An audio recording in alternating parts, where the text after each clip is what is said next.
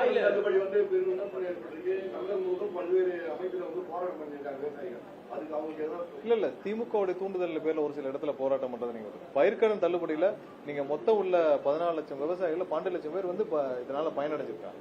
இதுல எவ்வளவு பேர் அதிகமா பயனடைஞ்சிருக்காங்க, எவ்வளவு உடனடியாக நம்ம முதல்வர் வந்து சொன்ன வாக்குறுதியில உடனடியாக நிறைவேற்றப்பட்டு எவ்வளவு பேர் இதுல பயனடைஞ்சிருக்காங்கன்னு தான் நீங்க பாக்கணும். சரி, கண்டிப்பா அரசுடைய நிதிநிலை என்ன நிலைமையில் இருக்குன்னு தெரியும், எவ்வளவு தூரம் மக்களுக்கு பயனளிக்கும் விதத்துல அரசு செயல்பட்டு இருக்குன்னு தெரியும். உடனடியாக ஒரு அரசுல வந்த 2 வாரத்துல பயிர்க்கடன்களை தள்ளுபடி செஞ்சு முதல்வர் அளித்த இது வந்து உத்தரவு வந்து எல்லா இடத்துலயும் மிக சிறப்பா ஏற்கப்பட்டிருக்கு. ஒரு சில பேர் திமுகவுடைய இந்த மாதிரியான ஒரு 3ஆம் தர நபர்களுடைய தூண்டுதல்னால நடக்கும். கண்டிப்பா என்னன்னா விவசாயிகள் நலனுக்காக தான் முதல்வர் கண்டிப்பா போராடி இருக்கிறார். ஒவ்வொரு நாளும் விவசாயிகள் நலனுக்காக மட்டும்தான் நம்ம வேலை பார்த்துட்டு இருக்கோம். அந்தந்த துறைகள் அனைத்து வேலை பார்த்துட்டு இருக்கோம். ஏழை எளிய மக்கள் அனைவருக்காக வேலை பார்த்துட்டு இருக்கோம். கண்டிப்பா என்ன செய்யணுமோ நியாயமா செய்யணும்.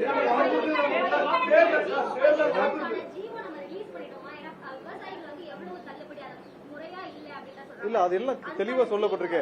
50,000 இல்ல சிறு குறு விவசாயிகளுக்கு எவ்வளவு தள்ளுபடி, அதுல சிறு விவசாயிகளுக்கு எவ்வளவு, குறு விவசாயிகளுக்கு எவ்வளவு, 2.5 ஏக்கர் கீழே வச்சிருக்கவங்களுக்கு எவ்வளவுன்னு சொல்றதுக்கு எந்த 50,000 வரை என்ன 50,000 வரை முழு தள்ளுபடி, அதற்கு மேல் கடன் வாங்கியிருந்தவங்களுக்கு எவ்வளவுன்னு சொல்லி அதுக்கான அட்டவணைகள் தெளிவா வெளியிடப்பட்டிருக்கு. சோ இப்பதான் வந்து அந்தந்த அரசு ஆணைகள் இப்ப பயிர்க்கடன்கள் வந்து அங்கங்க கூட்டுறவு சொசைட்டிகளை கொடுத்திருப்பாங்க, அவர்களுக்கு அளிக்கப்படும். சோ அங்கங்க போன பிறகு அவர்கள் கூப்பிட்டு யார் யார் லோன் வாங்கியிருக்காங்களோ அவங்கள்ட்ட வந்து கூப்பிட்டு உங்களுக்கு எவ்வளவு தள்ளுபடி ஆயிருக்கு அப்படின்னு சொல்லி சொல்லுவாங்க. சரி, பயிர்க்கடன் தள்ளுபடி வந்து ஒவ்வொரு இந்த சாகுபடிக்கு முன்னாடி கொடுக்கப்படும்.